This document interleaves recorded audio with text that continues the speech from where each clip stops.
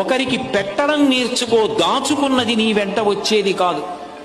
నరసింహ శతక కర్తే ఒక మాట అంటాడు, తల్లి గర్భము నుండి ధనము తేడెవ్వడు, వెళ్ళిపోయేడినాడు వెంటరాదు, లక్షాధికారైన లవణమన్నమే కాని మెరుగు బంగారంబు మింగబోడు, విత్తమార్జన చేసి విర్రవీగుట గాని కూడబెట్టిన సొమ్ము కుడువలీడు, పుందుగా మరుగైన భూమి లోపల పెట్టి దాన ధర్మము లేక దాచి దాచి తుదకు దొంగలకిత్తురో దొరలకవునో, తేనెజుంటీ గలీయవా తెరువరులకు, భూషణ వికాస శ్రీధర్మపుర నివాస దుష్ట సంహార నరసింహ దురిత దూరా. తల్లి కడుపులోంచి వచ్చినప్పుడు తెచ్చుకున్నది ఏదీ లేదు. అమ్మ కడుపులోంచి వచ్చినప్పుడు ఎలా వచ్చాడో వెళ్ళిపోయేటప్పుడు కూడా అంతే. ఒంటి మీద ఆఖరణ కప్పినటువంటి నూలు బట్ట కూడా లాగేస్తాడు. లాగేసి తీసుకెళ్లి కట్టెల మీద పడుకోబెట్టి వెలిగించేస్తాడు.